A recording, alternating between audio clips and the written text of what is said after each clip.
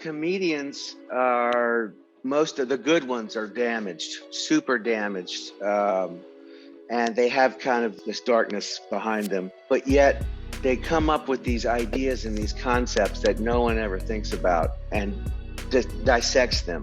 You really get into different ideas using metaphors and just bring it all back full circle with some kind of punchline. That is very effective in keeping myself entertained, both in life and music.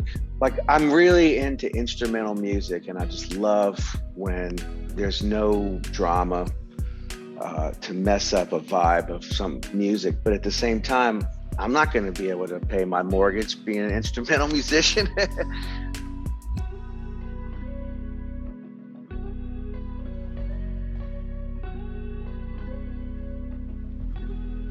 So here we are in the Weird Music Podcast. We got Keller Williams here today, talk about his new album, Grit.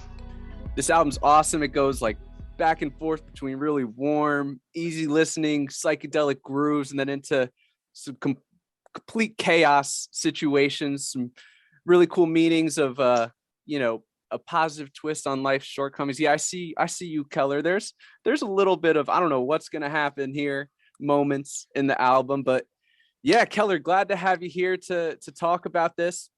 Starting this off, I say we started ground zero. Like, you want to talk about your vision behind Grit? My vision behind Grit.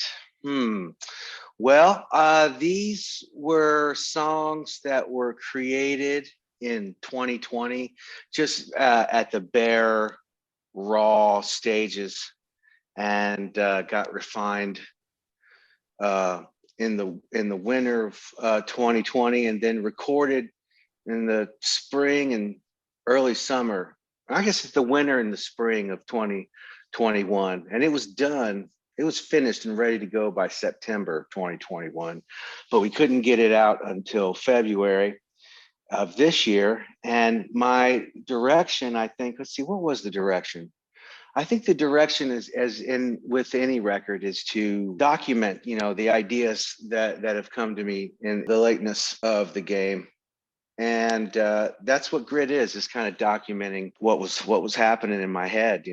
Musically, it's my first step into the pedal steel guitar as far as having one on my record. I've definitely loved that instrument and would never even assume to begin to learn how to actually play it correctly.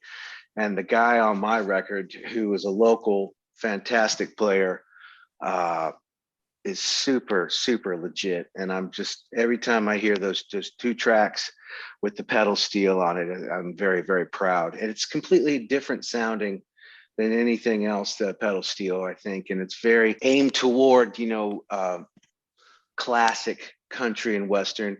But in this case, I was able to have a track with the pedal steel and tablas, which is two different, completely different origins of instrumentation. And in the key of D, the Indian drum, the tablas, with the pedal steel, it's just this really interesting tonal thing that happened. So I was very happy with that. The answer to your question is there was no direction. That's interesting though, like juxtaposing sounds like from an Indian drum, tablas. Okay. This is the first I'm really hearing of this. You're saying it's an Indian instrument, and you use this along with pedal steel, which is like ethereal as can be. How would you describe the way they come together? Like, what's their effect? Well, to me, it's kind of like Deepak Chopra, like line dancing. That's kind of the effect it kind of has on me.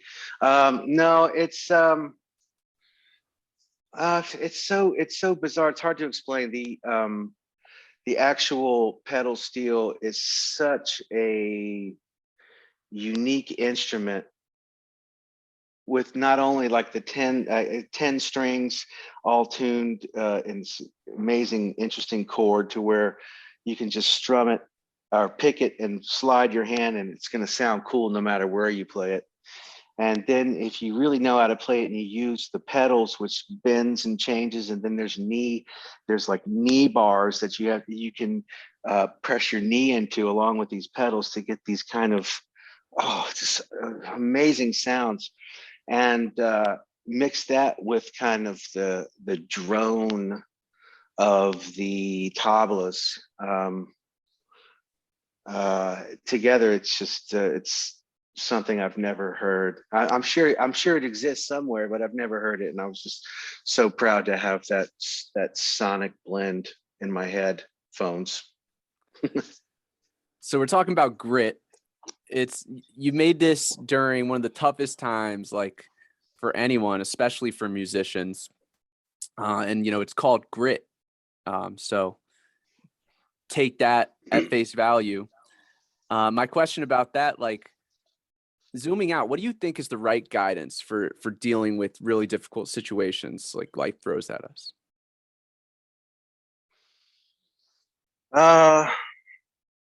Silver lining. Find the good in everything, and there's so much good in everything. And so I'm able to seek that out and really focus on getting to that mental spot in every situation. Like, I'm starting to really enjoy traffic.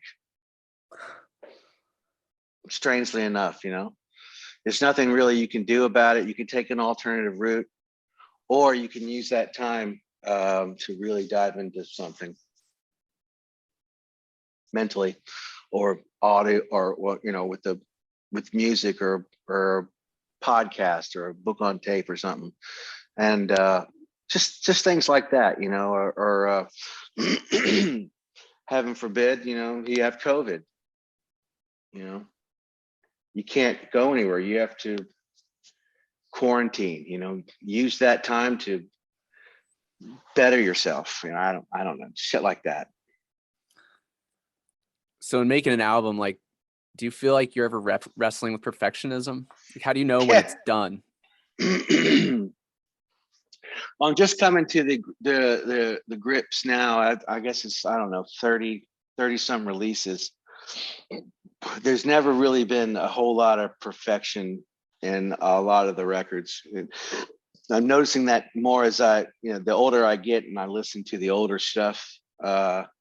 There's definitely a lot of things that I would have changed and would like to change now, but didn't, and won't. So there's that aspect when you think about perfection, and you can't really get it. I mean, what's perfect? Nothing's perfect, I guess. And but I'm starting to obsess more on not letting it go musically, and it's not necessarily perfection, but just obsessing and honing in on little things that no one really hears except for me, where I never used to really do that before, knowing that, no one's going to recognize that but me. But I recognize it, and I get pissed off when I hear it 20 years later. So I'm trying to avoid that 20 years from now, by cleaning things up and taking a little more of a perfectionist approach, even though I'm far from a perfectionist and none of my shit is perfect. In looking at your work and like the editing process, how do you determine quality? I guess it's self-indulgent. What I think is good. It's nothing really. I mean, I'm definitely influenced by my wife, by my engineer, Jeff Covert, who's an amazing producer, musician, and just incredible man of his talents. I'm so grateful to have him in my life. I'm very influenced by what they say. And it's usually just them only. For a while, my daughter was was influencing me, but I realize now that I have very different opinions than she does, even though I respect her opinions. She, by the way, speaking of my daughter Ella, she's 17 now, and she is an amazing singer. and even a more amazing songwriter. And to the point where it's like, oh shit. Like she gave me some lyrics. I don't know. She was fourth or fifth grade, I guess. And I'm pretty sure, I was positive that she had like plagiarized them, you know. And so I didn't use them. And it ended up being a song called Ticks When Told that I recorded on my Sands record, the instrumental. And I ended up not using the lyrics because I thought she plagiarized them because they were so deep and so good. But it turned out, now that I figured out, it had to have been hers, because what she's writing now is just way over the top of where she should be, as far as writing metaphors and things of life, and how can she put these things together. To touch on some of my obsession with perfection lately, we were approached by this organization called the Spirit of Football. And I think it's a world nonprofit focusing on football, on soccer. And similar to the Olympic torch, what they do is they roll a soccer ball around the world, passing it off to different folks, taking it on different routes, organizing different soccer games along the way with folks. And it goes on planes and rolls down the baggage carousel, and someone kicks it off the carousel, and it continues on its journey, and it ends up at like the World Cup. And so this organization approached us. Ella and I have done a set at Floyd Fest, Virginia, several times. And these folks saw us there, and they asked me to write a song about soccer and the world, the global warming crisis, you know. So can you write a song about the global warming crisis and soccer? And I was like, no, I will not do that. That's not my thing. I don't have any ideas for that. But my daughter Ella was like, I'll give it a shot. And she wrote this amazing song, and we recorded it with my engineer and myself on bass. And I'm obviously biased because I'm her father, but it's really, really good. And I know it can be like a hit. But again, I'm just her dad. What the fuck do I know? But then we noticed that she has like 20 songs that she's been sitting on, and I talked her into recording 2 of them, and they are just so incredibly good. Like, you know, Casey Musgraves, good. Oh. And that's just me again.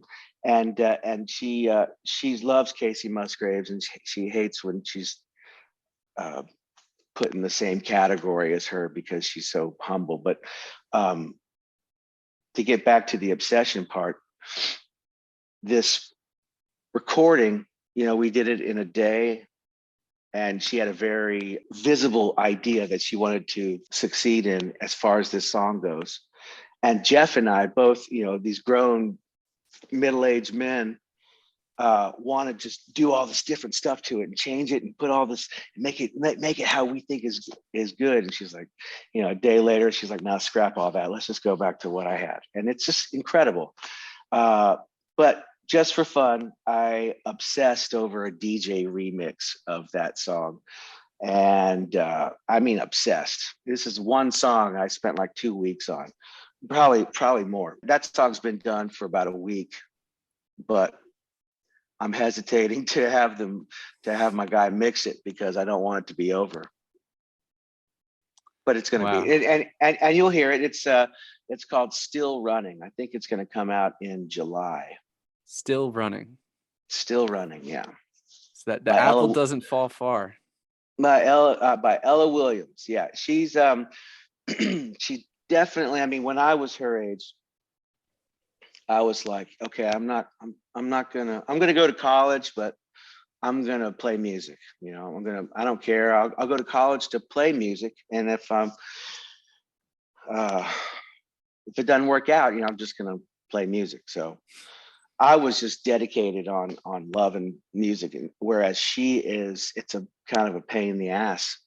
It comes so natural to her, and she doesn't really care about it, and it's so cool. It's so punk rock, and so I'm so proud of her, to where she's so good, but she doesn't give a shit, and she doesn't want to like, yeah, talk about or think about a future as a career in music, which I'm so proud. Which is that it's going to be there for her, and it's not going to let her down. Whereas if you were to put music in the forefront, put all your eggs in one basket, and it doesn't work out, and you spend your whole life trying to get there and it doesn't happen, then you can probably resent music. I know a lot of people who do, and um, I'm pretty positive that's not going to be the way for her, and it's just going to be there when she needs it. I bet that's like the most special feeling, like editing her music. I want to ask you, like, so Keller, you've played on these stages, thousands of people, legendary musicians to your left, to your right, all these rock star dreams. But going off this conversation we're having, like, what has that level of achievement shown you about like what really matters in life, and what's important? Oh, definitely the golden rule, do unto others they do unto you, or treat people like the way you want to be treated. And that's definitely shines through in my experiences of all the folks that I've just idolized and looked up to and watched from afar, and then be in the same room with them, rehearsing. And not even to say being on stage, just being in a small room rehearsing with these people was so surreal, and it took so long to feel normal around it. And who's to say I'm probably still not, if I was ever to be in the same room with, and play music with Bob Weir. It would take a while to get used to that again. There was a while where I did get used to that, and I did, a couple different tours with him, and we played together a lot, but it's been a long time. But the thing that I take the most is just how these folks are in real life, meeting someone like me, knowing that what they've done has kind of shaped the way I am. And then to be in their presence, I would imagine could be awkward, but the way they treated me kind of showed me a beautiful way to conduct yourself. And if more people were like that in this business, the jam scene is pretty familiar and family oriented, but in other areas, there's been folks that are, very not that way. And I just feel like the one thing that I've picked up is definitely that is treat people the way you want to be treated. And that's just in life, not only in this music business, but especially with as a younger guy playing with the older folks that I've paid thousands of dollars over the course of years to go see, the way how cool they just turned out to be. I just think I guess it travels farther than music. It's life. What is achievement itself like shown you about satisfaction, like setting out with these big dreams? You lead up months to the biggest show of your life. You've probably done this a number of times, and then the show comes and it's over, and like satisfaction, feelings of fulfillment. I feel like someone like yourself has had experience with that at a level that most haven't, and I'm curious what that's shown you.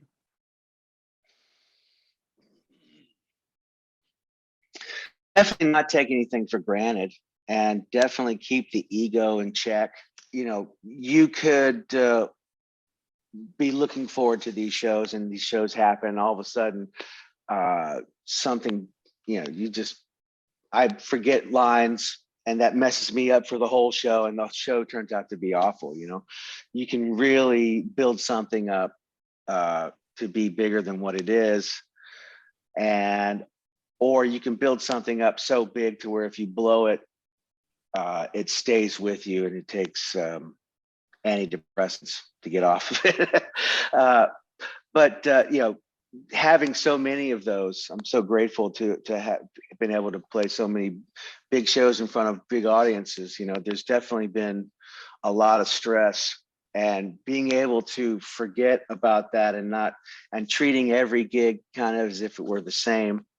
And these days I treat every gig as if it were my last. I know that sounds cliche, but I feel very grateful right now to being able to do what I do and create with this amazing space that I'm in right now creatively, like very, very different from the past decade, at least. I feel like I've been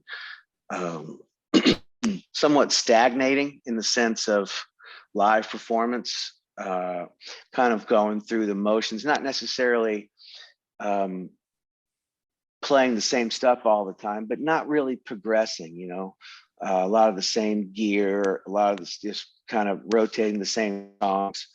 And the past couple months have just been full of inspiration and lots of writing, tons of writing and recording, and just ideas are just flowing, and it's a great space to be in, and I'm very grateful to be able to perform. So I treat every show as if it were my last, because it could be. What do you think it is that like led you into this headspace you're in? Well, I don't really want to get into it, but it was life-changing. Okay.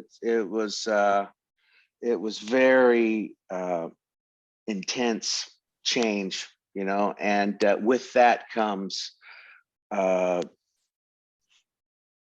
either change can bring really good, or it's really bad, or you have to either way you have to learn how to deal with it. There's one thing that's as a constant, and that's change is going to happen.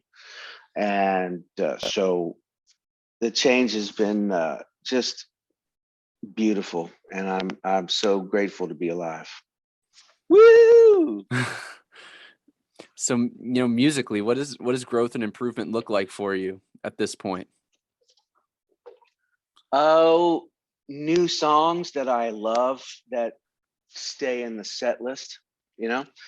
I'll be excited about a song, and then I'll play it a few times live, and then bag it and never comes back. And that happens all the time. And I think when you write a song and it's going to stick around for a while, that's achievement, that's success for me. Creating music that I actually want to listen to, as opposed to documenting songs that I've written that I wouldn't necessarily dial up if I was listening to something. And driving, doing dishes, fishing, whatever, I definitely have my go-tos, and I feel like I'm creating music now that I would listen to and dial up. So I think that's important. If you had to pick out any key differences between musicians that are just like legendary and your average professional musician, what would you say are some of those key differences? That's a tough question. Let's see. I guess I can just simplify it. There's probably maybe a passion. Some musicians, I guess, are playing because they can and not because they feel it. I guess I can pinpoint who feels it, and then I don't know. It's hard to look at a musician and think he's average. It's hard way to think for me. Maybe a better way to rephrase the question would be, in looking at the guys that light a fire in you musically, you love their shit, and comparing that to perhaps similar musicians who aren't at that level for you subjectively. What do you think that is? That's that difference. You mentioned passion. Are there others? I guess it's like beauty's in the eye of the beholder, right? So it's kind of everybody's different with what they like. Now there's tons of folks that I think are brilliant that no, I would never play, with other people around, because people don't like the stuff I like all the time. So it's I think music is so unique in that way that what's garbage to somebody is treasure to somebody else. It's hard. It's a tough question. You read any influential, inspiring books that you have just like stayed on your minds throughout your life? The book that has done the most for me is a book called Road Atlas by Rand McNally. Just check it out. Can you tell us anything about it? Sure. It's a book about this beautiful country of ours, and it shows you different ways to go physically. Road Atlas by Rand McNally. Check it out. Bringing this back to Grit here. Keller's got a new album. If you're listening this far, I'm sure you've already checked it out. Nobody's listening. It's just me and you, Cam. Keller, is there anything outside of music, like for instance, comedy? We talk about nature that inspires you musically. Comedy, yeah. Well, comedians are, most of the good ones are damaged, super damaged. And they have kind of this darkness behind them.